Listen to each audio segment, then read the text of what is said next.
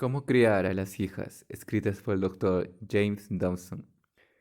Capítulo 4. ¿Por qué ella es quien es? Después de leer Cómo criar a los varones, una madre compartió conmigo una historia graciosa acerca de la vez en que llevó a Marla, su hija de 4 años de edad, a conocer a sus tres primos varones. Debe de haber sido un choque bastante grande para esta pequeña niña ver lo agresivos, duros y revoltosos que eran, comparados con sus amiguitas. Camino a su casa aquella noche, Marla sacudió la cabeza y dijo: Mamá, esos niños eran mucho más peores de lo que pensé. No le había tomado a Marla mucho tiempo para darse cuenta de que los varones no son para nada como las niñas. Quisiera que todos los adultos fueran así de observadores, aunque entre los años 1965 y 1995 muchos adultos no lo notaron. Durante esas 3 décadas, algunas de las personas más educadas y sofisticadas llegaron a la conclusión de que los hombres y las mujeres eran diferentes solo en cuanto a la anatomía y fisiología reproductivas. El punto de vista predominante era que todas las otras características distintivas entre los sexos habían resultado de la crianza patriarcal. Se decía que a los varones se les coaccionaba a ser tradicionalmente masculinos, lo cual era un problema serio para la sociedad. Esa creencia, promovida con mucha pasión por los que entonces se llamaba el movimiento de liberación femenina, sirvió para cegar a la mayoría de los psiquiatras, psicólogos, neurólogos, pediatras, educadores, políticos, escritores, activistas sociales, personalidades de la televisión tales como Bill Donau y Barbara Walters, y a millones de madres y padres a través del mundo occidental, o tal vez solo pareció que era así. En este tiempo yo estaba cursando estudios de posgrado sobre el desarrollo de los niños.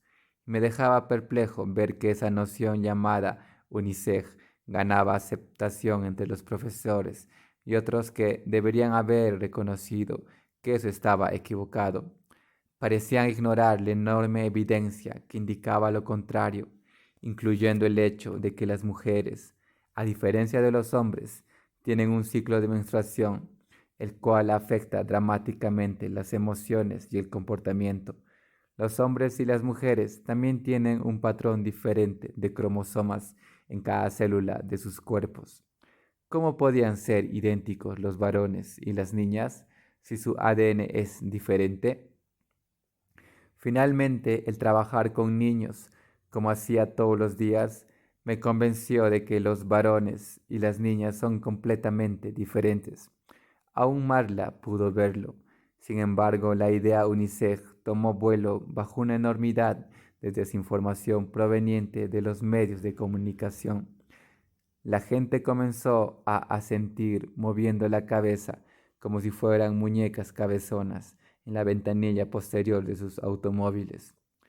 Este punto de vista generalizado sobre la masculinidad y la feminidad estaba en evidente contradicción a lo que los padres y las madres habían sabido en forma intuitiva durante miles de años. Hasta este punto no era ni siquiera un asunto a discutir. Las madres y los padres de aquel tiempo sonreían a sabiendas y decían: las niñas están hechas de azúcar y de miel, de cosas bellas, pero los varones están hechos de culebras, de caracoles y de cosas por el estilo. Por supuesto que lo decían en broma, pero todo el mundo sabía que había algo de verdad en esto. Es obvio que los activistas no estuvieron de acuerdo. Comenzaron una amplia campaña para cambiar la forma en que se criaba a los varones y a las niñas para lograr la homogeneización de sus comportamientos. Se les dijo a los padres y madres que los varones eran demasiado agresivos, extravagantes, pendencieros y defectuosos en muchos aspectos. Necesitaban pasar por un programa de reorientación que les enseñara a jugar con muñecas y jueguitos de té en lugar de camiones y pelotas. También necesitaban aprender a llorar a menudo y a ser más sensibles. En resumen, estos consejeros dijeron que había necesidad de arreglar a los varones mientras eran pequeños para que fueran más femeninos. Por otro lado, las niñas eran consideradas como demasiado pasivas, remilgadas, dóciles y maternales. Eso también tenía que cambiar. Tenían que aprender a ser agresivas, duras, a comportarse como los varones, a no demostrar las emociones y sí, a ser mucho más masculinas. El resultado fue un esfuerzo destinado a rediseñar la crianza de los hijos desde la cuna hacia adelante. De alguna forma se esperaba que este esfuerzo resultara en una ventaja política para las mujeres. Con valentía, los padres y las madres trataron de cumplir durante un tiempo, pero sin mucho éxito. Estaban trabajando contra irresistibles fuerzas genéticas. Como sabemos ahora, la noción de la universalidad sexual es completamente falsa y nunca ha tenido base en hechos científicos. Todavía sería dominante en la cultura si no hubiera sido por el desarrollo de maravillosas tecnologías de imágenes, incluyendo la IRM, la TAC y la TEP. Estos inventos le permitieron a los neurólogos y a otros profesionales examinar el cerebro humano sin tener que abrir el cráneo. Lo que vieron en sus pantallas fue sorprendente. Los cerebros de los hombres y de las mujeres no solo eran diferentes en cuanto a su estructura, sino que se iluminaban en diferentes lugares cuando eran sujetos a estimulación similar. Entonces, una cantidad impresionante de factores hormonales comenzó a entenderse mejor. Las creencias prevalecientes estaban completamente equivocadas. La comunidad profesional tuvo que reconocer que las diferencias en comportamiento entre los sexos no son producidas por prejuicios paternalistas en la crianza de los hijos. Son el resultado de poderosas influencias activas en la concepción. Bueno, esto nos lleva de vuelta a nuestro tema, el cual es ofrecer pautas para la desafiante tarea de criar a las hijas. Para hacer esta tarea en forma apropiada, necesitamos entender lo que significa ser mujer, neurológica, hormonal y emocionalmente. Lo que se sabe sobre el cuerpo y la forma en que afecta el comportamiento llenaría varias bibliotecas y piezas adicionales de rompecabezas se agregan todos los días. No puedo ni siquiera comenzar a presentar una esfera amplia de esos descubrimientos en este contexto, pero puedo compartir alguna información útil que lo ayudará a interpretar el significado del comportamiento de su hija y de explicar por qué ella es como es. Los matices de la personalidad de una niña son indescifrables sin saber algunas cosas básicas de su neurobiología. Veamos si podemos aclarar lo que puede ser un cuadro confuso. Tal vez el mejor libro disponible para presentar este tema es el titulado El cerebro femenino, por Lu Juan Briseny. La doctora Briseny, psiquiatra graduada de Yale University, observó en la década de 1970 la ausencia de investigación sobre la neuroanatomía femenina en comparación con la de los hombres. Ella comenzó a buscar respuestas a preguntas tales como ¿por qué la depresión ocurre con más del doble de frecuencia en las mujeres que en los hombres? ¿Y por qué las mujeres perciben el mundo de forma tan singular? Más tarde, eso la llevó a su trabajo clínico en la Women Mood and Hormone Clinic, clínica hormonal y de humor para mujeres, que fundó en la University of California en San Francisco. También llevó a su valioso libro, basado en más de 1000 estudios científicos, representando los campos de la genética, la neurociencia molecular, la endocrinología fetal y pediátrica, y el desarrollo neurohormonal. La doctora Briseny ha colocado esta fascinante explicación médica al alcance de los padres y del público. Por ejemplo, esto es lo que la doctora Briseny escribió en cuanto a la singularidad de los varones y las mujeres. El sentido común nos dice que los varones y las niñas se comportan de forma diferente. Lo vemos todos los días en el hogar, en los patios de juego y en las salas de clase. Pero lo que la cultura no nos ha dicho es que el cerebro dicta estos comportamientos divergentes. Los impulsos de los niños son tan innatos que se manifiestan aun si nosotros los adultos tratamos de guiarlos suavemente en otra dirección. Una de mis pacientes le dio a su hija de 3 y medio de años muchos juguetes UNICEF, incluyendo un camión de bomberos rojo brillante, en lugar de una muñeca. Una tarde ella entró al dormitorio de su hija y la encontró acurrucando su camión que ella había envuelto en una frazada, acunándolo en sus brazos y diciéndole: «No te preocupes, camioncito, todo va a estar bien». Esto no es socialización. Esta niñita no acunaba a su camioncito porque su medio ambiente había moldeado su cerebro UNICEF. No existe el cerebro UNICEF. Ella nació con un cerebro femenino, el cual vino completo con sus propios impulsos. Las niñas ya llegan programadas como niñas y los varones ya llegan programados como varones.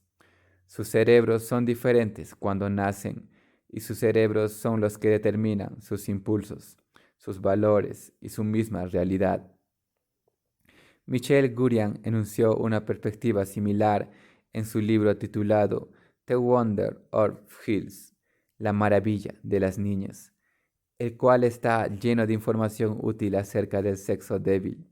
Él citó a Brenda Goff, una profesora de secundaria en la ciudad de Kansas City, que describió su propia experiencia familiar.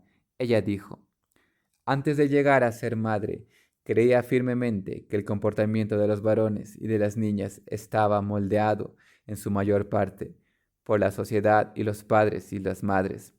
Las niñas aprendían a ser femeninas, los varones aprendían a ser masculinos. Primero tuve una niña. Cuando tenía 15 meses, esta niñita lloraba porque sus medias no tenían flores. Inclusive nació con cualidades femeninas que yo no tengo. Así que, ¿cómo pudo haberlas aprendido? Yo estaba anonadada. Luego tuve un varón. Todavía estaba convencida de que podía tener un hijo que no fuese agresivo. No jugaría con armas, juguetes de guerra, etc. Tampoco vería programas de televisión violentos. En realidad, muy poca o nada de televisión para él. Entonces, mi hijo me pegó un tiro con una banana alrededor del tiempo en que cumplió 2 años. Y mi secador de cabello se convirtió en un arma espacial cuando tenía unos 3 años. Era extremadamente obvio que él era muy diferente de ella, y sin embargo, como padres sentíamos que los habíamos tratado en forma bastante similar. La respuesta de Gurian fue: la historia de Brenda ha sido la historia de muchos padres y madres. ¿Y por qué no debería serlo? Es la naturaleza humana, por supuesto. Pero, ¿qué aspecto de la naturaleza humana maneja el comportamiento asociado con la masculinidad y la feminidad? Comienza en la concepción, cuando los varones y las mujeres comienzan sus trayectorias de desarrollo por dos caminos muy diferentes. Ese instante afectará la forma en que piensan, sienten y actúan para el resto de sus vidas. Los cerebros de los dos sexos parecen ser femeninos hasta cerca de la 8ª semana, cuando el cerebro de un varón es bañado por una enorme cantidad de testosterona. Entonces es transformado radicalmente y aún toma un color diferente. Esta hormona sexual masculina mata algunas de las células de la comunicación, incluyendo una parte del manejo de nervios llamado cuerpo calloso. Es una cuerda de fibras que conecta el hemisferio derecho, donde se procesa la emoción, con el izquierdo, donde se enfoca el lenguaje. Aunque el cuerpo calloso sobrevive ese baño de testosterona, el cerebro masculino nunca podrá manejar las interferencias tan eficazmente de allí en adelante, lo cual tiene inferencias enormes para el comportamiento masculino futuro. La testosterona también causa un aumento en el volumen de las neuronas y los circuitos localizados en los centros sexuales y de agresión del varón. ¿Por qué nos sorprende esto? Un varón de 3 años de edad tiene hasta 20 veces más testosterona que las niñas. Por eso es que su manera de jugar a menudo incluye correr, saltar, jalar, tirar del pelo, jugar con autos, camiones, aviones, tanques y hacer mucho ruido. Le parece realmente gracioso pasar gas que es silencioso pero mortal. Le gusta arrojar cosas y disparar con armas de juguete. ¡Pum! ¡Pum! O disparar con pepinos o zanahorias o cualquier cosa que se parezca vagamente a una arma. La testosterona es la que lo impulsa a hacer esto. Es la razón por la cual su madre, que lo ama mucho, tiene muchísimo trabajo tratando de evitar que se mate. Después de todo, es un varón. Eso es lo que hacen los varones. Debido a que el cerebro femenino no está sujeto a un baño similar de testosterona en la matriz o después, sus centros de comunicación y emocionales permanecen intactos. De hecho, estas estructuras llegarán a ser más grandes y se interconectarán mejor neurológicamente. El cuerpo calloso de las niñas es hasta 25% más grande que el de los varones y se convierte en una supercarretera de 8 pistas, capaz de llevar grandes cantidades de información de un lado del cerebro al otro. Para los varones es un camino de campo. Como resultado, casi desde el nacimiento, es probable que una niña sea más expresiva y emocional que la mayoría de los varones. Es probable que ella sienta las cosas más profundamente que los varones y que responda a claves sutiles en el medio ambiente que ellos muchos no perciben. Ella será mucho mejor para darse cuenta del carácter y los motivos de otras personas. Aunque tal vez no pueda explicar cómo lo hace, también llorará con más frecuencia aún de adulta. Todos los hombres lo saben y típicamente es algo que los desconcierta. Después de todo, ella es una niña y eso es lo que hacen las niñas. Para entender las personalidades y las inclinaciones de las niñas pequeñas, es importante entender lo que se le llama pubertad infantil. Se refiere a un periodo entre los 6 y 30 meses de edad cuando los ovarios producen cantidades enormes de estrógeno, comparable aún a los niveles adultos. Al igual que la testosterona inunda el cerebro masculino temprano en la gestación, el estrógeno baña el cerebro femenino de las bebés y de las niñitas, que apenas caminan. Al estrógeno se les llama la hormona de la intimidad, porque estimula circuitos cerebrales que crean un deseo urgente de establecer vínculos afectivos, de intimidad y de comunicación. A partir de entonces, tanto cuando sea niña como cuando sea mujer, ella será una amiga, alguien que ama, que siente, que habla y que es poco maquinadora. Eso es lo que la hace femenina. Es la naturaleza que describí en el capítulo anterior. La suavidad y sensibilidad que vemos en las niñas son resultado de su desarrollo neurológico. Las fuerzas hormonales que dan forma e influyen en su comportamiento son la causa. Volvamos otra vez a la doctora Briseny para que nos ayude a entender la estructura del cerebro femenino y cómo afecta la forma de pensar. Ella lo describe así. ¿Y qué si el centro de comunicación es más grande en un cerebro que el otro? ¿Y qué si el centro de memoria emocional es más grande en un cerebro que el otro? ¿Y qué si un cerebro desarrolla una habilidad mayor para leer claves en las personas que el otro? En ese caso, usted tendría una persona cuya realidad dictaría que la comunicación, la conexión, la sensibilidad emocional y la facultad de responder son los valores principales. Esta persona apreciaría estas cualidades por sobre todas las otras y quedaría perpleja por una persona con un cerebro que no captará la importancia de dichas cualidades. En esencia, usted tendría a alguien con un cerebro femenino. Podemos ver evidencia de esa formación y de sus repercusiones hormonales en el comportamiento de las bebés. Ellas observan los rostros de las personas buscando señales de expresión emocional desde poco después de su nacimiento y saben el significado de una mirada o toque específico. Sin embargo, cuando se encuentran con un rostro sin emoción, por ejemplo, alguien que hace mímica o a quien le hayan inyectado demasiado Botox, se sienten confundidas. Una niña dirigirá su rostro a otros como a su alrededor que son más expresivos. Mirarse a la cara con otras personas aumentará 400% en los primeros 3 meses de vida, mientras que esta respuesta no aumentará nada en los varones durante este tiempo. Las niñas tienen habilidades innatas de observación, incluyendo la habilidad de escuchar tonos vocales humanos en una gama mayor de frecuencias. Un estudio en Harvard Medical School encontró que las niñas de menos de 24 horas de nacidas podían distinguir el llanto de otro bebé de diferentes sonidos en el cuarto. Las niñas un poco mayores pueden aún oír la más pequeña tensión en la voz de su madre, lo cual les indica que no deben tocar algo que se les ha prohibido.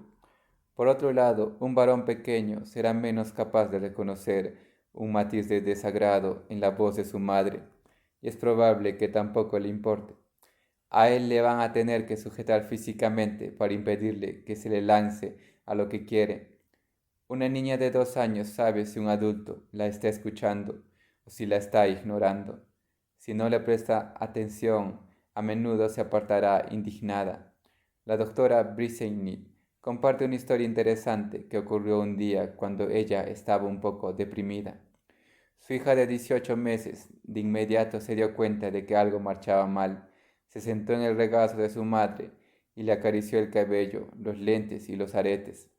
Luego miró a su madre directamente a los ojos, le tomó el rostro entre las manos y calmó los sentimientos de su madre.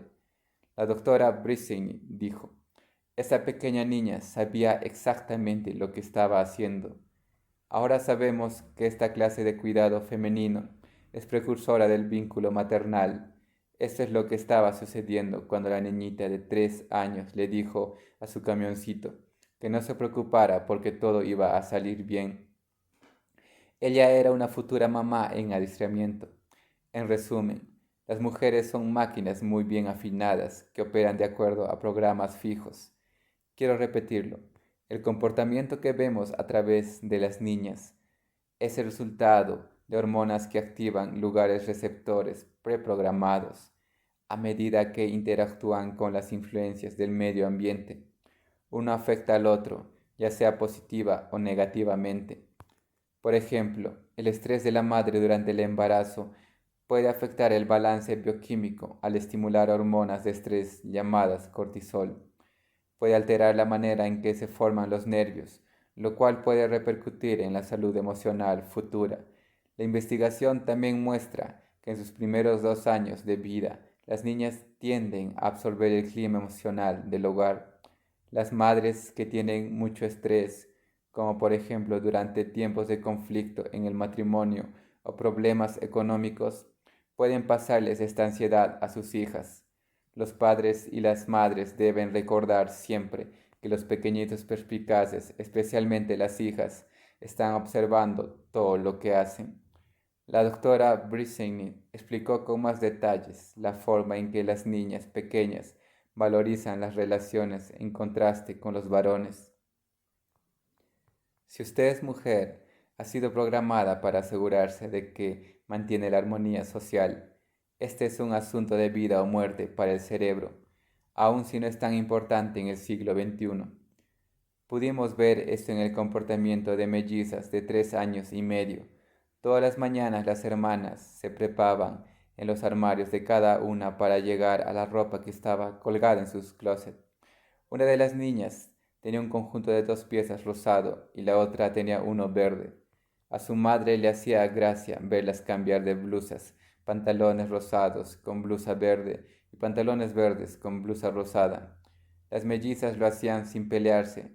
¿Me puedes prestar tu blusa rosada? Te la doy más tarde. Y tú puedes usar mi blusa verde. Así era el diálogo. Es muy probable que este no fuera el escenario si una de las mellizas fuera un varón. Un varón hubiera agarrado la camisa que quería y el hermano hubiera tratado de razonar con él, aunque hubiera terminado llorando porque las habilidades del lenguaje de él no hubieran sido tan avanzadas como las de ella. Típicamente, como las niñas no han recibido el baño de testosterona y son regidas por el estrógeno, Están muy interesadas en preservar relaciones armoniosas. Desde sus primeros días de vida, viven con más comunidad y felicidad en el ámbito de las conexiones interpersonales pacíficas. Prefieren evitar el conflicto porque la discordia las pone en desacuerdo con su impulso de estar conectadas, de obtener aprobación y confort. El baño de estrógeno de las niñas de 24 meses, que sucede durante la pubertad infantil, refuerza el impulso de haber vínculos sociales basado en la comunicación y el compromiso. Sucedió con Leila y sus nuevas amigas en el patio de juego, a los pocos minutos de conocerse. Estaban sugiriendo juegos, trabajando juntas y creando una pequeña comunidad. Encontraron una base común que las llevó a compartir juegos y una posible amistad. Recuerda la entrada ruidosa del hermano. Por lo general arruinaba el día y la armonía que buscaban los cerebros de las niñas. Michel Gurian se refirió a estas tendencias de vinculación como el imperativo de la intimidad, el cual definió como el anhelo oculto en la vida de cada niña y mujer de vivir en un ambiente seguro de relaciones íntimas. Como ilustración, habló de las primeras experiencias de sus hijas jugando fútbol, que fueron más sociables que competitivas, en contraste con la manera agresiva de que los varones juegan el deporte. Si una de sus hijas hacía caer a otra jugadora mientras corría por el campo, con mucha frecuencia se detenía para ver si la niña estaba bien. Entretanto, el otro equipo hacía un gol mientras los padres gritaban: ¡Cuidado! ¡Cuidado con el arco! Para estas muchachas ganar era menos importante que la amistad y la intimidad. Por lo general, esto es lo que sucede, especialmente cuando las muchachas son jóvenes. El estrógeno, el rey de la bioquímica femenina, está trabajando, eleva las relaciones a la prioridad más alta. Pero, ¿qué pasa con las niñas que son muy tímidas y que no se relacionan con facilidad con otras personas? Están programadas en forma diferente que sus hermanas sociables. No, Gurian escribe que aún las que prefieren estar solas a menudo están enfocadas mentalmente en cómo están marchando las relaciones y cómo podrían ser mejoradas. Él encontró que esta característica de la naturaleza femenina es notable y que no se parece en nada a los impulsos de los varones. Escribió: sé que soy diferente de mi esposa y de mis hijas. Hay algo sobre la experiencia femenina de la intimidad que nunca conoceré completamente porque no la vivo. Mientras consideramos las influencias hormonales que hacen de una niña quien es ella, no debemos pasar por alto la estructura del cerebro. Hay 15% más de sangre fluyendo en el cerebro femenino que en el masculino, y es más probable que inunde ambos hemisferios. Cuando habla con una mujer, ella se está concentrando en lo que usted dice con ambos lados de su cerebro, mientras que un varón escucha en forma predominante con un solo lado. Es por eso que, típicamente, a las mujeres les gusta procesar las ideas antes de decidir actuar sobre ellas. Es también la razón por la cual a menudo las mujeres agonizan sobre decisiones rutinarias. El neurocientífico Ruben Gurt observa: suceden más cosas en el cerebro femenino que en el masculino. El cerebro femenino es más acelerado. Hermano, esa es la verdad. A continuación, Gurian pregunta: ¿han notado lo difícil que es para una niña o una mujer apagar el cerebro? Esto también es verdad. Yo noté esta característica cuando mi esposa Shirley y yo estábamos recién casados. Si argumentábamos por algún asunto que yo consideraba trivial, simplemente me lo quitaba de la cabeza hasta la mañana siguiente. Yo sabía que lo podríamos resolver después de una buena noche de descanso. Sin embargo, Shirley se acostaba en su lado de la cama, su borde, como yo lo llamaba, hasta que no podía soportar el silencio, y entonces me despertaba para decirme: ¿tú vas a hablar conmigo? Y yo debía bregar con lo que fuera que le estaba molestando a ella, a menos que yo estuviera dispuesto a despertar y arreglar el asunto. Ninguno de los dos podría dormir. Por lo tanto, hablábamos sobre nuestro desacuerdo y cuando el asunto estaba arreglado, ella dormía como una bebé. Créame, ese es un asunto diferente para el hombre y la mujer. Es imposible exagerar la importancia de la conversación en la vida de las niñas y de las mujeres. Aunque los cálculos varían, parece que los hombres hablan unas 7.000 palabras por día y las mujeres unas 20.000. Las mujeres no solo hablan más, sino que disfrutan las conversaciones con más intensidad. La conexión por medio del habla activa los centros del placer en el cerebro de una mujer, lo cual le provee una enorme recompensa emocional. Es por eso que las adolescentes están obsesionadas con mandar mensajes de texto por el teléfono celular y con los chats. También explica por qué una de las fuentes más comunes de desilusión que expresan las mujeres en cuanto a su vida de casadas es que su esposo no hable con ellas. Si usted me muestra a un esposo que no comparte lo que piensa, yo le mostraré una esposa frustrada. Muchas veces he estado en restaurantes y observado a parejas que parecían estar casadas, sentadas en otra mesa cercana. Terminan de comer sus alimentos sin decirse una palabra. Tienen los ojos vidriosos y no los enfocan. O las mujeres están observando a otras personas. Siempre es triste para mí ver parejas cuyas mentes deben estar divagando en cientos de recuerdos y una cantidad de sentimientos, pero que no pueden encontrar nada que valga la pena compartir. Yo siempre lo siento más por las mujeres en esas situaciones, debido a que estoy consciente de lo mucho que ellas necesitan conversar. Algunas de ellas parecen haber desistido de todo esfuerzo. Las niñas pequeñas y las no tan pequeñas también necesitan hablar, especialmente sobre lo que sienten. Ahora quiero hablarles directamente a los ocupados papás y mamás que están demasiado cansados al final del día para lograr que sus hijos les hablen. Ya sea cuando cenan o en esos pocos minutos de intimidad antes de acostarse, ustedes pueden estar cometiendo un serio error. Ustedes deben saber lo que piensan sus hijos y ellos necesitan el placer de contarles. Aun cuando algunos niños muy locuaces hablarán hasta las codos y ustedes llegan al hogar demasiado cansados como para escuchar, es imperativo que les pongan atención, especialmente a sus hijas.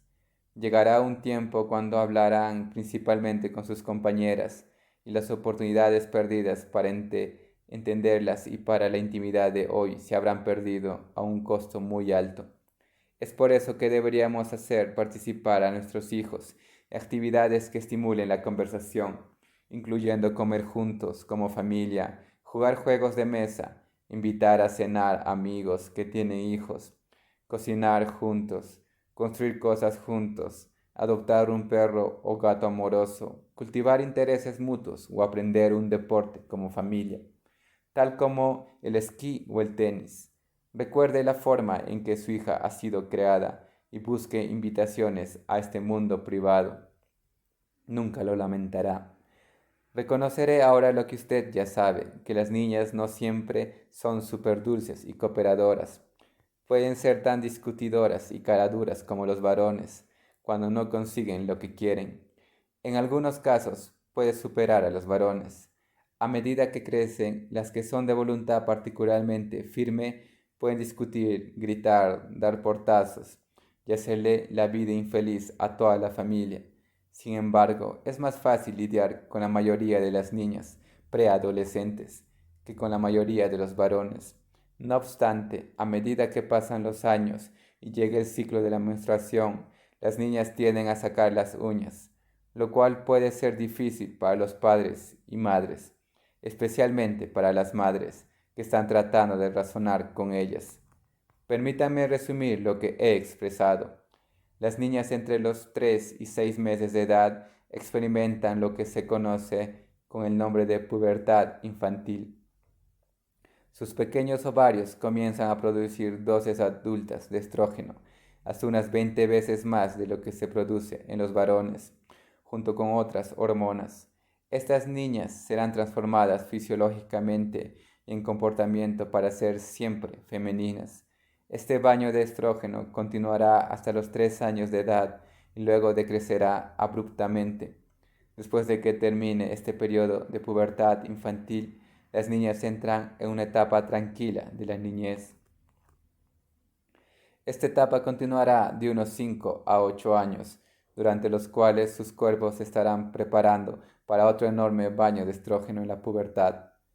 La forma en que esta interacción de fisiología, neurotransmisores, hormonas, receptores y emociones trabaja en perfecta sincronización es una maravilla del diseño inteligente que revela la obra del mismo Creador. Cuando el primer hombre, Adán, vio a la mujer que Dios había creado para él, dijo: «Ah, ahora sí que estamos bien, Señor». Bueno, eso no es exactamente lo que dijo. En realidad respondió maravillado: «Al fin, este es hueso de mis huesos y carne de mi carne». Eva era maravillosamente singular, y es aparente que Adán tuvo un buen sentido de reconocerlo. Dejaremos ahora esta historia del desarrollo y volveremos a ella nuevamente en el capítulo 18, donde trataremos sobre la llegada de la pubertad, la adolescencia y la capacidad de ser madre. Ese es otro aspecto maravilloso que explica mucho de lo que significa ser una niña, una preadolescente y luego una joven. Si usted entiende lo que va por dentro de su hija, estará mejor capacitado para guiarla a través de cada una de esas maravillosas y desafiantes fases. Estos años pasarán volando.